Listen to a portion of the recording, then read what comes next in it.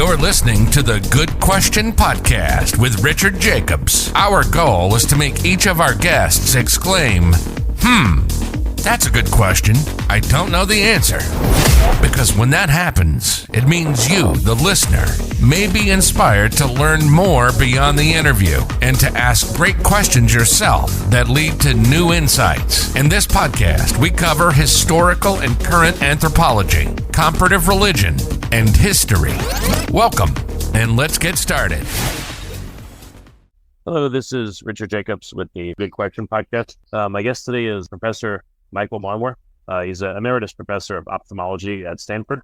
And we're going to talk about what he calls the artistic eye, how the eye interprets what we see and how that influences artists and viewers of art. So it should be a very interesting call. So welcome, Mike. Thank you. I look forward to it. Yeah, tell me, I guess it makes a logical connection, where you were into the eye and ophthalmology, and now you're looking at it with the artistic lens. But how did this change occur? What was your career and your study like, and how did it turn to artistry?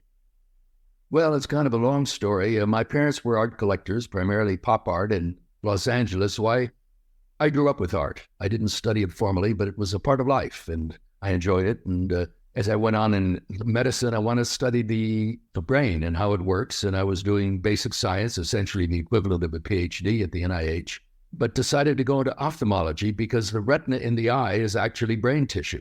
And so I could continue working on the brain and learning about how vision works and how it works within the eye. What does that mean, the retina is brain tissue? Well, embryologically, as the embryo begins to form a central nervous system, which means the brain, a little bulb starts to grow out the side of that neural tube, of that primitive tube, and it becomes the eye.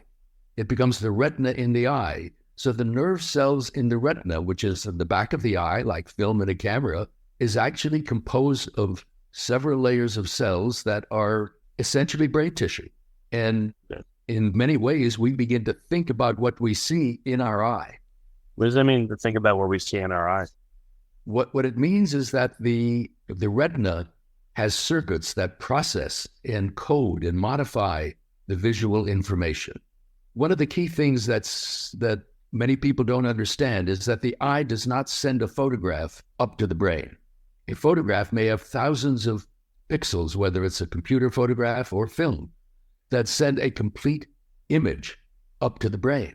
The eye has roughly 126 million photoreceptors, essentially pixels, little cells that pick up light. But there are only 1 million nerve fibers going up the optic nerve to the brain. That ain't going to work. We have to simplify that information and reduce the amount of information going up to the brain. And the retina does this in a number of ways. And the information that goes up to the brain about what we see is not a photograph. It's a complex combination of light and dark and outlines and colors relative to other colors. It's a very complex set of information.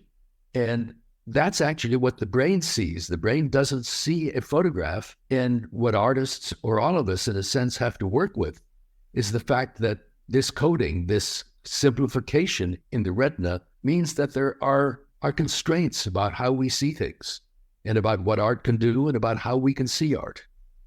So what happens when we're viewing something and the information goes to the brain? How is it organized? Coded or decoded, compressed, uncompressed? What does it look like? Sure. Well, the organization of the nerve cells in the retina are basically coding for contrast. What happens is that a few of the photoreceptor cells, those light-sensitive cells, more or less send information about light straight through to the optic nerve, but they're surrounded by a whole large number of cells that turn that circuitry off. And so what the retina is seeing is a bunch of donuts with excitation or light reception in the middle and inhibition surrounding it. If you just turn on a room light, the two offset themselves or offset each other, and it's not very exciting to the retina or the brain. But if there's an edge, a sharp edge between light and dark, that produces asymmetry across this light-dark donut. And boy, that just sets these circuits firing away. So the retina is built basically to recognize and to enhance contrast. And what we send to the brain is not a photograph, but more or less a cartoon of the light, dark outline of the things that we see. Color information is added, shading is added, the brain ultimately decodes all this. But it's a much simplified picture that's set up from the eye. And contrast is really at the core of how the eye sees the world, not only in black and white, but in color too. Well, you ever see that? I'm sure you've seen the art picture. It looks like an old woman, but it also looks like a bird or something, depending on what you see. And Right. you look at it one way, all of a sudden you see the other. So what does that mean for art? I guess there's ways for art to be deliberately constructed like that picture where it fools the brain or what? That picture doesn't have much to do with art. That's an optical illusion that depends upon what we're familiar with as people recognizing faces, ducks, vases, whatever complex you want, where you can look at it in two different ways. That's a brain function, not an eye function. And those kind of optical illusions are based on familiarity with certain shapes and things in our life. The principle should be similar, I would say. No. Because the brain doesn't have a complete picture, it's inferring, right? Right, but I'm not talking about the brain. My field is the eye. And the eye, the input is hardwired. The input simply sees what it sees, but it creates contrast. It's looking at the edges of things. The interpretation of what we see, or a face or facial recognition, is a brain function. That's obviously vastly important for art and for artists and for us looking at the world. But that's a different level of information that I'm talking about in this book or that my work is based upon. All right. So you're saying the eye looks for contrast. So it looks for, does it look for contrast in color or does it look for contrast in black and white? Actually, both. It's the circuitry, the way the cells are organized in the eye emphasizes the contrast between light and dark. It emphasizes edges, black-white contrast changes. And that's what gives us recognition of form and depth and the ability to say, I'm looking at a vase or I'm looking at you. Colors are more complicated. Colors evolved rather late in the evolutionary process. By that time, the circuitry in the retina, in our eye brain, so to speak, was already evolved and in place. And the way we see form and depth are totally colorblind because those circuits are already there and are based on light-dark contrast. Colors ended up using the same circuits and contrast, but those contrasts refer to color and not to form. The contrasts for us are blue versus yellow, more or less, which were the initial two colors that all mammals see, except the great apes that added a further pairing because their receptor, which was sensitive to the yellow end of the spectrum, split into sensitivity for red and green. And that gave the great apes three different colors that they could triangulate, and they could see a full spectrum. And we evolved from the great apes, and we can see a full spectrum of colors. So in sort of using figurative terms for these receptors, we contrast red versus green and blue versus yellow. We don't really see redness per se as a hue, but we see how red something is relative to the greenness of the world that surrounds it, and the same for blue versus yellow. So the colors are using the same contrast circuits, and the brain is sent information about the contrast between these different colors and somehow interprets that or figures out what that means in terms of a hue. That process is very poorly understood, and I can't really explain it to you.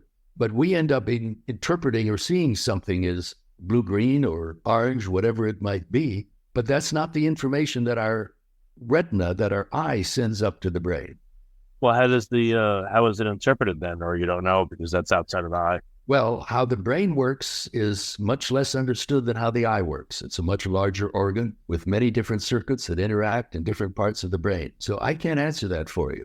But what I can say is that the fact that form, for example, is a colorblind function means that if you have colors, two different colors, say red and green, outlining a face or even letters, if they have the same brightness, you won't see the object, because the form that we see is colorblind. It's based on the black and white system that was there long before colors even came into being. We have different cells that see colors in the retina, incidentally. They're so-called cone cells that have visual pigments that are sensitive to colors, and they came along late in evolution. Okay. So how does this translate into how art is viewed and interpreted? Well, these are the tools that artists have to work with. Artists have eyes, and viewers of art have eyes, but they can only see or work with the capabilities that the retina has. And this is what isn't always understood. Contrast, first of all, is a very powerful sense in art. If you look at paintings from the Dutch Renaissance, there are many great painters like Peter de Hooch who painted beautiful scenes, but they were all kind of evenly lit and looked very pretty. But most of us wouldn't call them great art. Now, Johannes Vermeer emphasized contrast. He used the bright light coming in through a window of a room, and there were dark shadows and contrast between the white shirt and the dark dress that somebody was wearing. And the paintings are very striking. They're exciting to us because they're high contrast. So that's one aspect of seeing, is that art does use contrast and depend upon contrast. Things that are low contrast are just sort of evenly gray or evenly colored, and most of those paintings don't have the same impact. But also, as I explained a little earlier, artists have to be aware of the fact that if they don't choose colors that have brightness differences, they will lose, or the viewer will lose, the recognition of the forms that the artist is trying to portray. Because you have to have brightness change to see things. Colors we can actually recognize, but we won't be able to recognize the shapes that are being outlined if the colors have the same brightness. I could show this better in a slide, but I can't talking about it, I'm afraid.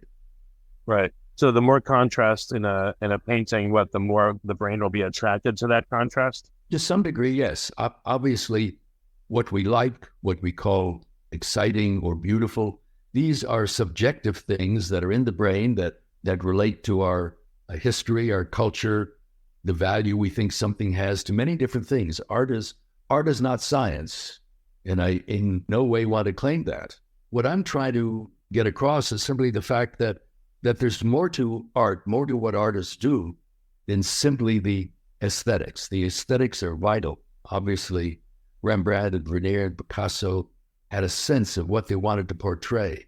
And yet they have to work with the eye, and to the extent that they unconsciously, most likely, understand how vision works and what kind of lighting and contrast and coloring has certain effects upon the eye and upon the viewer, that makes them a great artist, as opposed to maybe just a good artist. Interesting. Do you see any artists play tricks with contrast, to change how the eye functions or to confuse it? Or, what have you seen, in art that really seems to, attract people's eyes or make them, influence them in a particular way? Sure. And much of what makes great art exciting is the unconscious knowledge of the artists, the way that they can use colors and contrast to, in a sense, to make their artistic point. But there's a genre of art, you're probably familiar with it, called op art, in which artists really use optical effects and optical illusions as a basis for their work. But what makes that art, as opposed to just a picture in a psychology book, is because the artist could take the image, which might fool the brain, but put it in colors in a framework to make it exciting to us as art. Art is not really dependent on what the image is per se. You can make art out of an optical illusion. You can make art out of a young woman named Lisa, but that doesn't make it the Mona Lisa. Leonardo did a lot more with that painting than simply making a photograph of a young lady. It's not known widely, for example, that Escher, whose prints are very well known, and many people will have seen two of his most famous prints, the Endless Waterfall and the Endless Staircase. Yeah, I love MC Escher, yes. Yeah, those two prints, which are, I think, art, we would all agree, were actually made after an optical illusion or two illusions that were published by some psychologist named Penrose. Escher saw the publication, sent the Penroses a letter saying, "These are interesting. Would you mind if I use them as a basis for some prints?" And they said, okay, and he did. What he did was not to present us with two optical illusions only, but he presented us with art. Yeah, that's very interesting. So do you create your own art knowing what you know about the eye, or just able to analyze it in a different way than other people? Well, I wish I could create art, but I'm not very good at that. No, I'm not an artist myself. And my argument, as I say, is not that art is science or that by understanding the eye, you suddenly can understand art or be better at reading it or better at interpreting it. But by understanding vision, you have another set of information. You have other factors that you can use to enhance the way you see art, really to enhance your appreciation of art. And that's really what this book, The Artistic Eye, is all about. It's a book of 250 color illustrations of great art from all around the world. But it also shows how the eye works and how artists used those mechanisms of vision and those constraints of vision, and how some artists who did have visual problems, how their art might have been affected. And that's another whole interesting issue as to what kind of distortion in art means eye disease and what does not. Okay. Is there any class of paintings or art that really, messes with people's perception, like those magic eye, designs that appear to go 3D and not? Those are optical experiments, they're demonstrations. I don't consider those art. What I was referring to was the fact that many artists, in fact, all artists, have that little freedom called artistic license to make art that goes beyond simply what they are looking at or what optical illusion might be there or what the scene or the portrait subject might actually look like. People here that I work with the eye and art, and that I am an eye doctor too, of course, and they say, oh, well, gee, so you must know that El Greco had astigmatism, and that's why he painted those long, thin subjects. Well, what do you think about that? Actually, it's nonsense. He did not have an astigmatic problem, and there are many arguments you can make to show that. He painted elongated figures, mostly heavenly figures, because that made the image more powerful to him as an artist. And when he wanted to, and particularly as a young man, he could paint perfectly realistic pictures. And if his distorted pictures, which he put on the canvas, were supposed to represent a real person, he would have seen the person as being doubly distorted. A painter always must put on the canvas exactly what he or she sees if they're trying to paint realistically. So there are many arguments. No, he was not astigmatic. That's nonsense. And a general principle is that if you look at odd colors or odd shapes or blur in a painting and try to judge that the painter had an eye disease, you will almost invariably be wrong because of artistic license. But if you know an artist had problems, and we know that Monet had dense cataracts late in his life, and we know that Edgar Degas had a retinal disease that diminished his vision over a span of 40 years, when we know how badly some of these artists were able to see, we can then see the effects in their art. And what do you see, cataracts?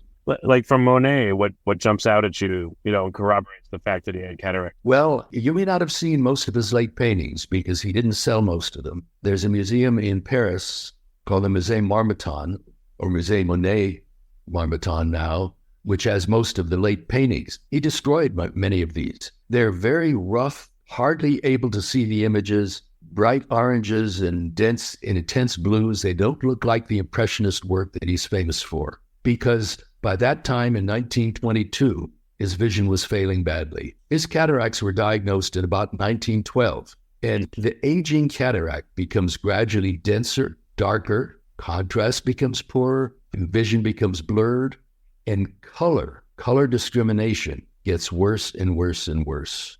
Monet wrote that that reds are becoming muddy, that he couldn't see colors. He wrote that he began to choose his colors by looking at the names on the tube. Now, Monet was a guy who distinguished the color of his garden at noon and at 1 p.m. Colors were light to him. And yeah, that's terrible. His whole modus operandi was being badly disrupted by these cataracts. He finally said, okay, I could hardly write. His handwriting got terrible. He said, okay, I'll have the operation. He didn't want to have it. He knew that Mary Cassatt did badly after cataract surgery, probably had complicated cataract. She was diabetic. And he thought it would probably damage color vision to have the operation. He was right that it would change it because it made his color vision much better. But he finally had cataract surgery in 1923 and his vision got better. He returned to an impressionist style of painting, and finished the great water lily canvases that you see now in the Orangerie in Paris. That's really cool. Yeah. Many other artists have had unusual, visual or other problems that altered their art quite a bit. Yeah, two are Edgar Degas and Georgia O'Keeffe. Both of them had a retinal problem. Edgar Degas may have had some inherited disease or inflammatory disease. We don't know, because his vision got worse and worse over about 40 years. But late in his career, his vision was down below what we call legal blindness in the United States. And his pastels changed from being very precise and showing details of the face and the hands and the hair to being just sort of rough sketches. It was interesting that he kept drawing. His friends were saying, hang it up, old man, you just don't have it anymore. But he kept going because he was working mainly with the posture of women and dancers. And that was the large target. He could still explore these concepts, even if he didn't see very clearly. But his late pastels are very rough and very coarse, no details, and don't look anything like the work that he did as a younger man, even though he continued to do pastels until only a year or so before he died, because his studio in Paris was taken over during the remodeling of the city.